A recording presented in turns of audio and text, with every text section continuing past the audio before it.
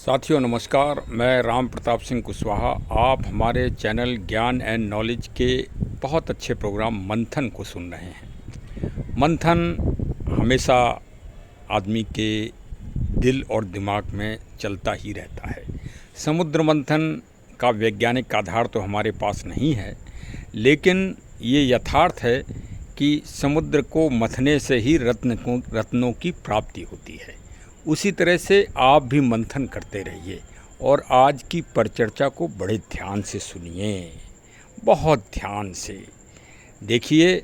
बहुत हम आज का जो ये ब्लॉग बन रहा है, ये आप ये समझिए कि यथार्थ है, ये सत्य है कि करत करत अभ्यास के जड़मत होत सुजान। एक कहावत सुनी होगी आपने, करत करत अभ्यास के जड़मत होत सुजान।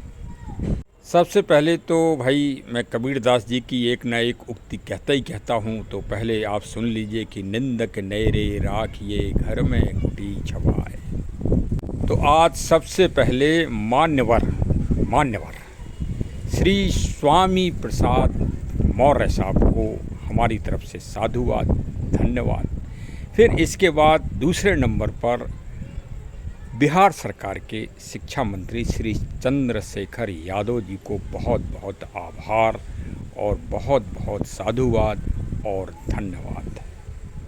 मुझे नहीं मालूम था कि कबीरदास जी की वाणी इतनी ओजस्वी है कि वास्तव में जो उन्होंने एक एक शब्द कहा है कि निंदक नेरे राखिए। मैंने उस समय एक ब्लॉग बनाया था कि रामचरितमानस दुनिया की नंबर 1 ग्रंथ बनेगा, वो कि श्री स्वामी प्रसाद जी जितनी अपमान करेंगे श्री रामचरितमानस का और चंद्रशेखर यादव जी और उन्हीं से मिलते जुलते और भी महानुभाव, भाई वो छोटे मोटे आदमी नहीं हैं जो रामचरितमानस पर प्रश्न उठा दे, वो तो भाई महानुभाव ही होगा। तो उन सभी समीक्षात्मक और आलोचनात्मक लोगों को महान धन्यवाद कि उन्होंने विश्व पटल पर इतनी चर्चा और चर्चित करवाई श्री रामचरितमानस की, कि रामचरितमानस अविरल रूप से दुनिया के जो सर्वोत्तम ग्रंथ हैं उनमें अब श्री रामचरितमानस जी का शुमार हो गया है। मतलब अब भारत के बाहर रजिस्ट्रेशन हो गया है। अब जो श्री रामचरितमानस के भक्त लोग हैं वो निश्चिंत हो जाएं। अब लखनऊ राजधानी में रोज़ रामचरितमानस जलाई जाए तो भी अब कोई असर नहीं पड़ने वाला। तो सिया राम मैं सब जग जानी, करहु प्रणाम जोर जुग पाई। श्री रामचरितमानस की ये चौपाई आज यथार्थ सिद्ध हो गई। विगत 13 मई को एक बहुत बड़ा चमत्कार हुआ। उस रजिस्ट्रेशन में दुनिया के जहाँ ग्रंथों का रजिस्ट्रेशन होता है वहाँ भारत के 3 महान ग्रंथ रजिस्टर्ड हो गए। उसमें श्री रामचरितमानस नंबर 1 पर है। अब तीनों अगर मैं ग्रंथों का वर्णन करूंगा तो ब्लॉग बहुत बड़ा हो जाएगा। आज तो श्री रामचरितमानस पर ही, क्योंकि भाई मैंने अपने ब्लॉग में कई बार इस बात को कहा है कि प्रति मंगलवार को एक ग्रंथ पर चर्चा होगी, तो आज श्री रामचरितमानस पर ही चर्चा का विषय केंद्र बिंदु है। और इसके अगले मंगलवार को आप सुनेंगे पंचतंत्र और हृदयालोक लोचन। ये जो ग्रंथ है, जो ये रजिस्टर्ड हुए हैं श्री रामचरितमानस के साथ, पंचतंत्र और हृदयालोक लोचन, ये memory of the world regional register में जो रजिस्टर होता है, जहाँ दुनिया के सारे ग्रंथ जिनको ये माना जाता है कि ये लोकहित और मानवता हित तथा विश्व कल्याण के से ओतप्रोत विवरण हैं, इनमें उनको यूनेस्को रजिस्टर्ड, यूनेस्को की एक समिति होती है, वो समिति इन ग्रंथों को रजिस्टर्ड करती है पूरे विश्व के लिए। इस बार इस गोष्ठी, यूनेस्को की जो गोष्ठी हुई, वो मंगोलिया जो देश है वहाँ की राजधानी उड़ान बटोर में हुई। उसमें पूरी दुनिया के 38 प्रतिनिधि मौजूद थे और 40 पर्यवेक्षक मौजूद थे पूरे विश्व के। उसमें भारतीय जो प्रतिनिधित्व कर रहे थे वो श्री रमेश चंद्र गौड़ साहब कर रहे थे, जो इंदिरा गांधी प्रतिष्ठान शोध प्रतिष्ठान नई दिल्ली से संबंधित हैं। वो भारत का प्रतिनिधित्व करने गए थे और भारत सरकार के वर्तमान विदेश मंत्री साहब श्री एस जयशंकर साहब की इसमें बहुत ही महती भूमिका और सराहनीय भूमिका रही है। और आप सब लोगों को भी एक हर्षोल्लास होना चाहिए और गर्व होना चाहिए कि आपके इस चैनल ज्ञान एंड नॉलेज ने 13 जनवरी 2023 को, जब श्री रामचरितमानस लखनऊ राजधानी में कुछ उपद्रवी लोगों के द्वारा जलाई गई थी, उस समय एक ब्लॉग बनाया था जो आप लोगों ने सुना और उसको उत्साहित भी किया। और उसमें हमने ये डिमांड रखी थी कि श्री रामचरितमानस की उपयोगिता और लोकहित और मानवता हित को देखते हुए इसको विश्व धरोहर घोषित किया जाए। तो देखिए, उसी क्रम में ये एक ठोस कदम बढ़ गया है विश्व स्तर पर। तो भाई हम सब बड़े अभिभूत हैं और हमारे चैनल में समय समय पर श्री रामचरितमानस को सर्वोत्तम ग्रंथ घोषित करने के लिए आवाज़ उठाई भी जाती रही है।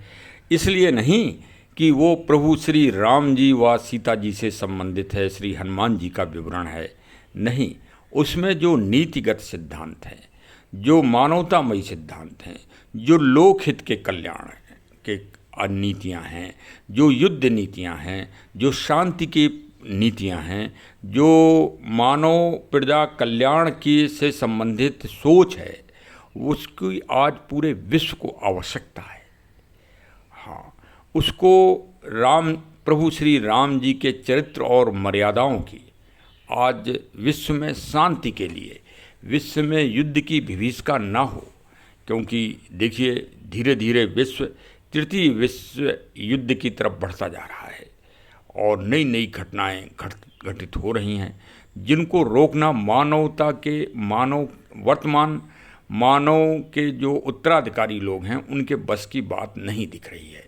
क्योंकि दो जो महाशक्तियां हैं वो हमेशा से आपस में लड़ती रहती हैं, यही महत्वाकांक्षा है। और इसका प्रतिफल भी अगर हम लोगों को ना दिखाई पड़े तो यही कहा जाएगा कि हम जानबूझकर आंखें बंद किए हैं।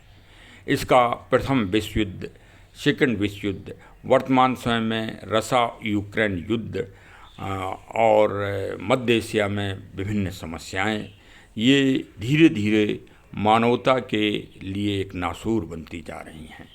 तो ऐसे विपरीत स्थिति में श्री राम जी के द्वारा जो एक सकारात्मक दृष्टिकोण दुनिया को दिया गया त्रेता युग में, और जिसका वर्णन रामायण और श्री रामचरितमानस में है, ये आज जन जन में फैलने की आवश्यकता है। और संभवतः पहली बार भारत सरकार ने हमारे ग्रंथों की वास्तविक स्थिति को विश्व पटल पर रखा। और ऐसा नहीं कि वहाँ 40 पर्यवेक्षक जो थे उसमें सब भारतीय थे, उसमें एक ही प्रतिनिधि भारतीय था। बकाया 39 प्रतिनिधि जो दुनिया के बहुत ही विद्वान और बहुत ही जागरूक देश हैं वहाँ के प्रतिनिधि थे। और ये 8 मई से और 12 मई तक ये गोष्ठी चलती रही। 13 तारीख को ये उद्घोषणा की गई कि भारत के 3 ग्रंथ मानवता के दृष्टिकोण से और बहुत ही श्रेष्ठतम ग्रंथ हैं और इनको memory of the world register, regional register में स्थान देना उपयुक्त होगा। तो भाई कबीरदास जी की उक्ति तो मैंने पहले ही कह दी है कि निंदक नेरे राखिए। वास्तव में उस समय एक विश्व पटल पर इसका मंथन हुआ। आप देखिए आज टीआरपी का ज़माना है। आप गूगल करके देख सकते हैं कि श्री रामचरितमानस जी को के विवरण को उस समय कितने विश्व स्तर पर कितने लोगों के द्वारा देखा गया, जब माननीय श्री स्वामी प्रसाद मौर्य और श्री चंद्रशेखर यादव जी ने एक अभियान चलाया कि श्री रामचरितमानस को का समापन कर दिया जाए। मतलब एक बेहूदी बात उठाई गई विश्व पटल पर, और उसकी प्रतिक्रिया हुई। क्रिया की प्रतिक्रिया होती ही है, तो प्रतिक्रिया का ये रिजल्ट परिणाम सामने आया है।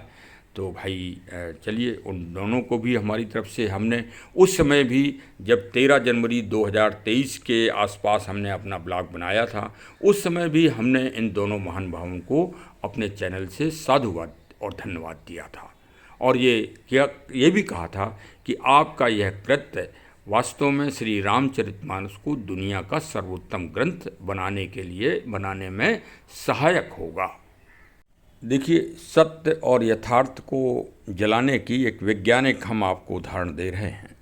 ये उदाहरण सुंदरकांड में आपको पढ़ने को और देखने को मिलता है कि श्री हनुमान जी लंका गए थे और वहाँ पर राक्षसों ने उनकी पूंछ में आग लगा दी। भाई एक स्वाभाविक घटना थी कि दुश्मन के पक्ष के आदमी को दंड देना ही देना है, और फिर वो आग विकराल रूप धारण कर गई। तो लखनऊ में श्री रामचरितमानस जलाई गई और उसकी चर्चा और परिचर्चा पूरे विश्व पटल पर हुई। भाई जितना आज भारतीय श्री रामचरितमानस को पढ़ और समझ नहीं रहे हैं, उससे कहीं ज़्यादा चर्चा थाईलैंड, कंबोडिया, भूटान और मंगोलिया आदि जो इस तरह के देश हैं जहाँ श्री राम जी के पूर्वज पहुँच गए हैं पहले से, वहाँ चर्चा और चर्चा तो होती है। अब विशेषकर लंदन, पेरिस, हैरिस, ये सब बड़े चर्चा के बहुत बड़े केंद्र हैं। तो विश्व पटल पर चर्चा हुई। अब उसका एक वैज्ञानिक नियम है कि जब आग लगती है तो भाई जो विषैली गैसें हैं वो भी जलना चालू होती हैं और वायुमंडल खाली हो जाता है। तो उस वायुमंडल को भरने के लिए तुरंत सबसे पहले ऑक्सीजन प्राणवायु गैस वहाँ पहुँच जाती है। जगह खाली नहीं रहती कभी भी, ना। और इसीलिए कहा जाता है कि जिस गांव में आग लग जाती है उस गांव की प्रगति बहुत ज़्यादा हो जाती है फिर। हाँ, ये भी एक उदाहरण सुनने को मिलता है। तो हमारी समझ से वही क्रिया प्रतिक्रिया हुई। तो अब हमारे चैनल में श्री रामचरितमानस के प्रसंगों की चर्चा तो बहुत अच्छे रूप से होती है, आप लोग सुनते भी हैं, जितने भी हमारे सब्सक्राइबर हैं, और हमारा उत्साहवर्धन भी करते हैं। तो अब भविष्य में यथार्थ सुंदरकांड आपको सुनने को मिलेगा। श्री रामचरितमानस का जो 5वां कांड है सुंदरकांड, अब आपको आगे से यथार्थ सुंदरकांड, उसका मूल रूप तो वही है, लेकिन भाव और प्रसंगों में आपको अंतर मिलेगा, क्योंकि उसमें आप जो नया वर्जन मिलेगा यथार्थ सुंदरकांड में, वो मिलेगा पुलिस का, और जो घटनाएं हैं वर्तमान में उनकी, वास्तव में सुंदरकांड की प्रासंगिकता वर्तमान समय में क्या है, इस पर चर्चा होगी। और उसमें पुलिस का दृष्टिकोण, प्रशासनिक दृष्टिकोण और वर्तमान समय में जो साम्यक घटनाएं हैं उन प्रसंगों का विवरण बहुत अच्छे रूप में मिलेगा। बहुत अच्छा इसका वर्जन होगा। उसमें किसी भी तरह का ये कोई दावा करे कि नहीं ये हमारी विचारधारा से ही मतलब प्रभावित है, ऐसा भी नहीं है। वो सर्वमान्य विचारधारा, सर्वहारा जैसे कहा जाता है, उस विचारधारा से प्रभावित प्रसंग आपको पढ़ने को मिलेंगे। और वास्तव में बहुत ही जो विश्व कल्याण के लिए, मानवता के कल्याण के लिए, लोकहित के लिए और हमारे आपकी जीवन शैली को सुदृढ़ बनाने के उद्देश्य से उनका उद्देश्य उनमें ओतप्रोत होगा, एकदम नया वर्जन होगा, वो भी आपको पढ़ने को मिलेगा। तो हमारे चैनल को भाई सब्सक्राइब कर लीजिए, मिल लीजिए। और वर्तमान समय में तो इस महान कार्य के लिए कि यूनेस्को ने रजिस्ट्रेशन कर दिया है श्री रामचरितमानस पंचतंत्र, और तीसरा जो कश्मीर का ग्रंथ है सहृदयालोकलोकन, इसके बारे में समय समय पर मैं परिचर्चा करूँगा। पंचतंत्र के लिए भी मैंने राजभवन लखनऊ में जो वर्तमान गवर्नर महोदया हैं श्रीमती आनंदीबेन जी, इन्होंने वहाँ पर पंचतंत्र कुटी बनाई है एक, और वो तो मैं कहता हूँ कि प्रत्येक बच्चे को, जो 5 वर्ष का बच्चा है, उसको ज़रूर दिखाना चाहिए, प्रत्येक माता पिता को, चाहे वो किसी भी धर्म का, किसी भी मजहब का, किसी भी पंथ का, किसी भी विचारधारा के बच्चे हों, उनको अवश्य वहाँ भ्रमण कराना चाहिए। और उसी को देख के मैंने पहली बार इस पटल पर अपने चैनल के माध्यम से आवाज़ उठाई थी, और विशेषकर विदेश सचिव श्री एस जयशंकर साहब के लिए मैंने निवेदन किया था, मैंने उनको टैग भी किया था उसके द्वारा कि वो विश्व पटल पर विश्व धरोहर पंचतंत्र को घोषित किया जाए। शायद हमारे चैनल की आवाज़ पूरे जगत में फैली, भारत सरकार ने भी सुनी, ऐसे मुझे अनुभूत आभास हो रहा है, और उसकी प्रतिक्रिया भी देखने को मिली मुझे, जो कमेंट आए। तो श्री रामचरितमानस को भी मैंने विश्व धरोहर के रूप में भारत सरकार प्रयास करे इसके लिए अपना निवेदन किया था, और पंचतंत्र के लिए भी, और दोनों ही ये महान ग्रंथ रजिस्टर्ड हो गए हैं। तो मैं तो ये समझता हूँ कि मेरे चैनल के द्वारा जो आवाज़ उठाई गई, ये वर्ष 2022 और 23 से उठाई जा रही हैं, यदि आप लोग सुन रहे होंगे तो भाई भूर भूर प्रशंसा भारत सरकार की, और उनके मुखिया प्रधानमंत्री जी हैं तो उनकी भी भूर भूर प्रशंसा। और भाई श्रेष्ठतम जो कार्य हो भारत का, जिससे गौरव बढ़े, भारतीयों का सम्मान बढ़े, ऐसा कार्य अगर कोई भी सरकार करे, किसी भी विचारधारा की हो, तो हम उसको जो है उसकी प्रतिष्ठा में, उसके सम्मान में 4 चांद अवश्य लगाएंगे। हाँ, अब 6वां चरण है काशी में, तो भारी बहुमत से आप सब उनको जिताएं कि पूरी दुनिया इस बार रिकॉर्ड देखे, हाँ, कि प्रधानमंत्री तीसरी बार इतने भारी बहुमत से जीते। हाँ, बहुमत, भाई लोकतंत्र में बहुमत का ज़माना है। तो चलिए साहब, जुड़ जाइए सभी लोग, अच्छे कार्य की प्रशंसा होनी ही चाहिए। बहुत बहुत धन्यवाद। अब हमारे चैनल को सब्सक्राइब जरूर कर लो भाई। हाँ, निवेदन है, देखो साहब, हाँ बिल्कुल बेल आइकन की बटन दबा दो, जिससे हमारे नोटिफिकेशन तुरंत आपके पास पहुंच जाएं। ऐसी परिचर्चा आपको कहीं नहीं मिलेगी जहां आप विरोधियों को भी धन्यवाद दें, और मैं अपने चैनल से विरोधियों को भी साधुवाद और धन्यवाद दे रहा हूं। यही भारतीय संस्कृति है। हाँ, अर्जुन युद्ध भी करता है और जाके भीष्म पितामह और द्रोणाचार्य से आशीर्वाद भी प्राप्त करता है। इसीलिए गीता भी दुनिया का श्रेष्ठतम ग्रंथ है, और उसको भी memory of the world regional register में उसको भी पावन गीता का भी रजिस्ट्रेशन शीघ्र होना चाहिए। तथा और भी कुछ श्रेष्ठतम ग्रंथ हैं जो मानवता और विज्ञान की दृष्टि से दुनिया के लिए सिरमौर हैं। उनके बारे में भी हमारा चैनल समय समय पर जागरूक करेगा, क्योंकि हर मंगलवार को एक विशेष शास्त्र के ऊपर, विशेष ग्रंथ के ऊपर, विशेष पांडुलिपि और किताब के ऊपर परिचर्चा हमारे चैनल में होती ही है। तो जब भी कोई अच्छी ग्रंथ है सामने आएगा, तो उस पर भी मैं भारत सरकार और उत्तर प्रदेश सरकार का ध्यान केंद्रित करूंगा। हमारे जो मुख्यमंत्री जी हैं श्री आदित्य योगी साहब, वो भी बहुत जागरूक व्यक्तित्व के मालिक हैं, और हमेशा ध्यान देते हैं, उत्साहवर्धन करते हैं सराहनीय कार्यों का। बहुत बहुत धन्यवाद।